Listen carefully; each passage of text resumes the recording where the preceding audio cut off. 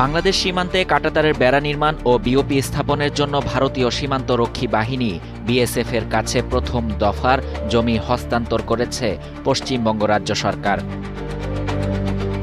প্রথম মন্ত্রিসভা বৈঠকের 10 দিনের মধ্যে বিএসএফকে আনুষ্ঠানিক জমি হস্তান্তরের এই প্রক্রিয়া শুরু হলো। বুধবার পশ্চিমবঙ্গের সচিবালয় নবান্নে উচ্চ পর্যায়ের বৈঠকে মুখ্যমন্ত্রী শুভেন্দু অধিকারীর উপস্থিতিতে এই প্রক্রিয়া শুরু হয়।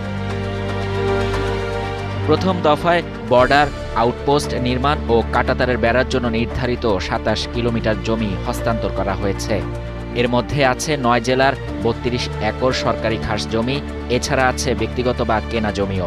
5 জেলায় 43 একর ব্যক্তিগত জমি কেনা হয়েছে। সব মিলিয়ে 27 কিলোমিটার জমির মূল্য পরিশোধ করেছে কেন্দ্রীয় স্বরাষ্ট্র মন্ত্রণালয়। বৈঠকে শুভেন্দু বলেন, আজকের দিনটি আমাদের কাছে অত্যন্ত গুরুত্বপূর্ণ।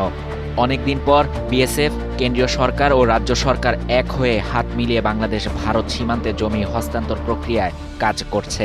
তিনি জানান, বাংলাদেশের সঙ্গে সীমান্ত 4000 কিলোমিটার। পশ্চিমবঙ্গে রয়েছে 2200 কিলোমিটার।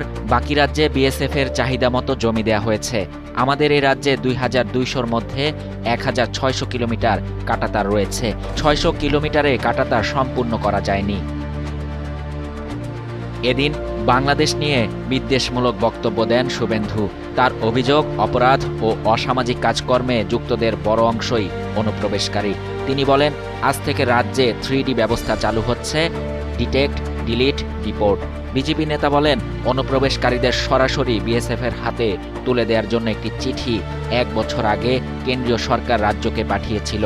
পশ্চিমবঙ্গের আগের সরকার এর বিরোধিতা করেছে, পাশাপাশি এই আইন কাজে লাগায়নি।